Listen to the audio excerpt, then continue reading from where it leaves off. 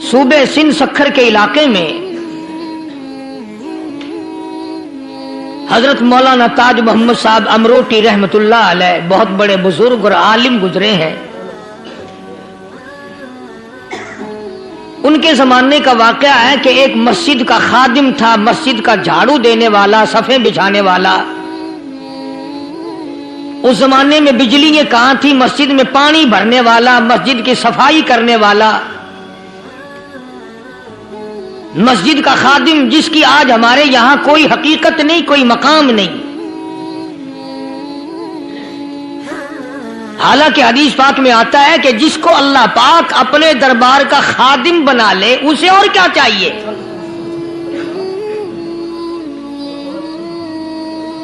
صدر کے ایوان صدر کے جھاڑو دینے والے کو فخر ہے میں ایوان صدر کا خادم ہوں.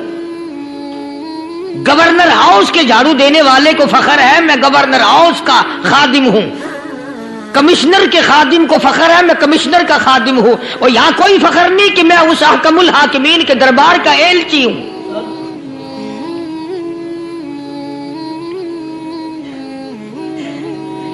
ایسا آدمی جب اللہ کے دربار میں پیش ہوگا اور اللہ پاک پوچھے گا کہ تو دنیا میں کیا کیا کرتا تھا، جواب دے گا الہی اپنے دربار سے پوچھ.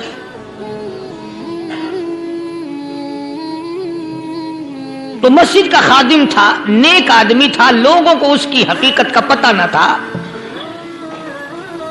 اللہ والوں کی ایک یہ علامت بھی ہے، ایک یہ نشانی بھی ہے کہ وہ اپنے آپ کو چھپاتے ہیں، وہ لوگوں سے اپنے آپ کو مخفی رکھنا چاہتے ہیں.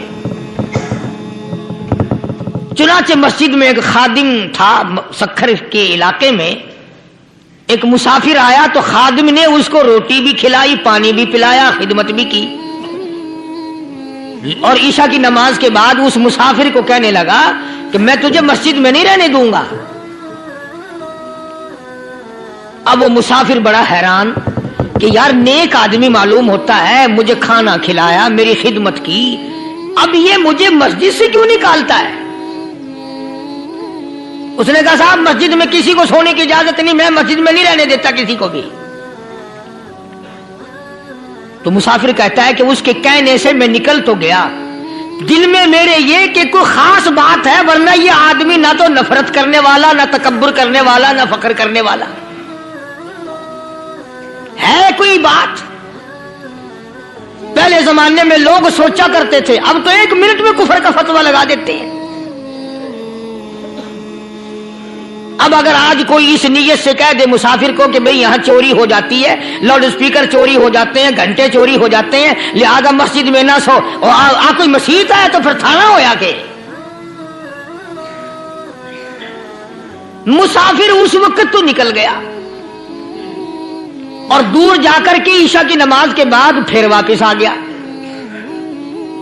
تو مسجد کے خادم نے سارے دروازے بند کر لیے اور دروازہ بند سارے بند کر کے رات کو اللہ اللہ کرنے بیٹھ گیا. مسافر کہتا جب وہ کہتا تھا اللہ ہو کہتا اتنی روشنی مسجد میں ہوتی تھی کہ مجھے کڑی اور شیطیر نظر آتے تھے.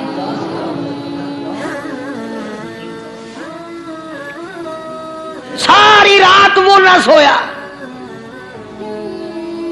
یہ جو جھنڈے لگا کے بیٹھے ہیں انہیں کون ولی کہتا ہے؟ ولی کو جھنڈا لگانے کی ضرورت کیا پڑی ہے؟ صبح ہوئی، اذان سے کچھ دیر پہلے اس مسجد کے خادم نے دروازے کھولے، لوگ آ گئے. اب اس مسافر نے تو حال دیکھ لیا تھا. صبح کی نماز کے بعد کہنے لگا حضرت جی آپ نے چھپانے کی تو بڑی کوشش کی پر میں نے پھر بھی دیکھ لیا، میرے لیے دعا فرماؤ، میرے لیے کوئی دعا فرماؤ. چنانچہ اس اللہ والے نے، اس مسجد کے خادم نے، اس ولی نے اس کے لیے دعا کیا کی؟ اللہ تعالیٰ تجھے انسان بنائے، اللہ پاک تجھے آدمی بنائے.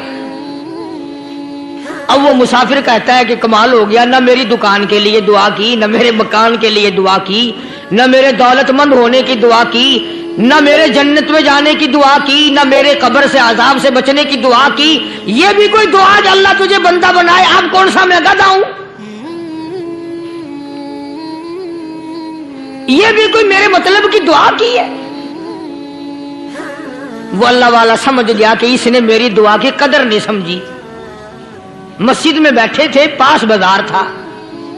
اس اللہ والے نے اپنی ٹوپی اتار کر اس مسافر کے سر پہ رکھ دی اور کہا ذرا بازار میں جھانک مار جاتی پائی ہو، ذرا جھانکیوں بازار میں.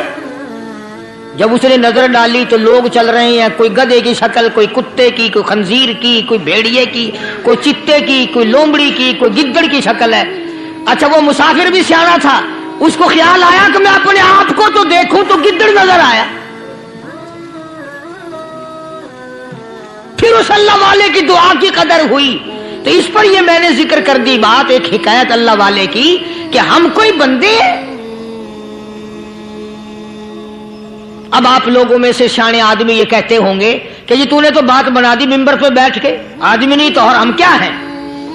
آؤ ذرا قرآن کریم سے پوچھیں. فرمایا لہم قلوب لا یفقہون بہا. اللہ پاک جل شانہ فرماتے ہیں جس کا دل قرآن کریم سمجھنے کا عادی نہیں. لہم قلوب لا یفقہون بہا، جس کا دل قرآن سمجھنے کے لیے تیار نہیں. وَلَهُمْ أَعْيُنٌ لَا يُبْصِرُونَ بِهَا، جس کا کان اللہ کا قرآن سننے کے لیے تیار نہیں. أَمْ لَهُمْ آذَانٌ لَا يَسْمَعُونَ بِهَا، ام لہم آذان یسمعون بہا، جس کا کان خدا کا قرآن سننے کو تیار نہیں. خدائی فیصلہ سنو، اللہ کے قرآن کا فیصلہ سنو، اللہ کے کلام کا فیصلہ سنو. جس کا کان میرا کلام سننے کے لیے تیار نہیں، جس کو میرا قرآن سن کے مزہ نہیں آتا، جس کو میرا کلام سن کے حلاوت نہیں آتی، جس کو میرا کلام سن کے لذت نہیں آتی، جس کی روح تازی نہیں ہوتی، جس کو لطف نہیں آتا، جس کو کیف نہیں آتا، جس کو سرور نہیں آتا، جو میرا قرآن سننے کو تیار نہیں، جو میرا قرآن آنکھوں سے دیکھنے کو تیار نہیں، جو میرا قرآن سننے سمجھنے کے لیے تیار نہیں. آؤ پھر خدائی فیصلہ سنو. فرمایا اولئک کالانعام،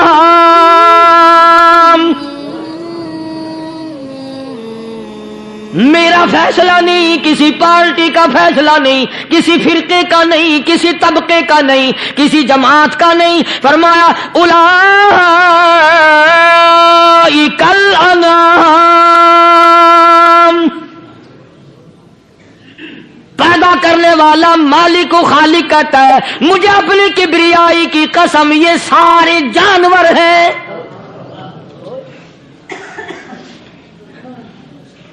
یہ سارے کے سارے جانور ہیں، یہ درندے ہیں جو ایک دوسرے کو چیر پاڑ کر کھاتے ہیں، یہ درندے ہیں جو ایک دوسرے کا خون پیتے ہیں. فرمایا بل ہم اضل، جانوروں سے بھی بدتر.